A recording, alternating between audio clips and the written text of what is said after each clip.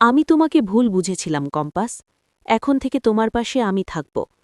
অবশেষে নিজের ভুল স্বীকার করে কম্পাসের পাশে এসে দাঁড়ায় বিহান। ঋতুজা বাড়ি থেকে বের হয়ে যাওয়ার সময় বিহান জিজ্ঞেস করে, মা, তুমি এই সময় কোথায় যাচ্ছ? ঋতুজা শান্তভাবে উত্তর দেয়, বাবা বিহান, আমি এখন কোথায় যাচ্ছি সেটা বলতে পারছি না, তবে আগামীকাল সবটা নিজেই জানতে পারবে। এই কথা বলেই ঋতুজা বাড়ি থেকে বেরিয়ে যায়। এদিকে ঋতুজার এমন আচরণে অখিলেশ আর মুক্তি দুজনেই অস্থির হয়ে ওঠে। মুক্তি তড়িঘড়ি অখিলেশের ঘরে গিয়ে অভিযোগ করে, তোমার স্ত্রীটা দিন দিন বেশি বাড়াবাড়ি করছে, কোথায় গেল কিচ্ছু জানি না। আমার তো মনে হচ্ছে তুমি এবার বড় বিপদে পড়তে যাচ্ছ। অখিলেশ রাগে ফেটে পড়ে বলে, ঋতু আমাকে ভয় দেখিয়েছে, বলেছে কম্পাস নাকি আমাকে পুলিশের হাতে তুলে দেবে।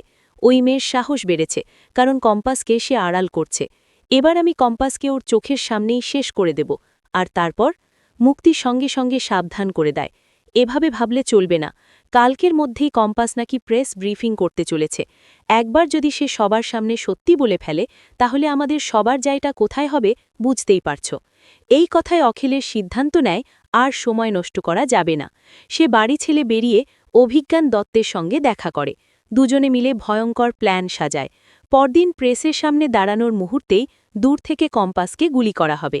মোটা টাকার বিনিময়ে শুটার ভাড়া করা হয়। সব দায়িত্ব বুঝিয়ে দেয় অখিলেশ আর অভিজ্ঞান। অন্যদিকে ঋতুজা গিয়ে দেখা করে কম্পাসের বাবার সঙ্গে। এরপর কম্পাসকে স্পষ্ট করে বলে, কাল সকালে কলেজ খোলার সঙ্গে সঙ্গে প্রেস ব্রিফিং করবি। সব ব্যবস্থা আমি করে রেখেছি। প্রেস ঠিক সময়ে পৌঁছবে। তুই ফর্মুলা নিয়ে আসবি, আর তোর বাবাকেও সঙ্গে রাখবি। একটা ভুল মানেই ওরা জিতে যাবে। কম্পাস ভিতরে ভিতরে ভয় পেতে থাকে। মনে প্রশ্ন জাগে, সে কি পারবে বাবার প্রাপ্য সম্মান ফিরিয়ে দিতে? সবাইকে জানাতে যেই গবেষণার আসল কৃতিত্ব তার বাবার। পরদিন সকাল হতেই কম্পাস ফর্মুলা নিয়ে কলেজে পৌঁছে যায়। কিছুক্ষণ পর ঋতুজা, মেঘমালা ও কম্পাসের বাবা সেখানে হাজির হয়। প্রেসের পক্ষ থেকে প্রশ্ন আসে, আজ হঠাৎ প্রেস ডাকলেন কেন? কি এমন বড় সত্য সামনে আনতে চাইছেন? কম্পাস দৃঢ় গলায় বলে, আজ আমি এমন এক ভয়ঙ্কর সত্য প্রকাশ করব, যেটা এতদিন কিছু মানুষ লুকিয়ে রেখেছিল। আমার বাবার করা গবেষণা জোর করে কেড়ে নিয়ে বিদেশে বিক্রি করার ষড়যন্ত্র হয়েছিল। আজ সেই চক্রান্তকারীদের নাম আর পুরো ফর্মুলা আপনাদের সামনে আনব।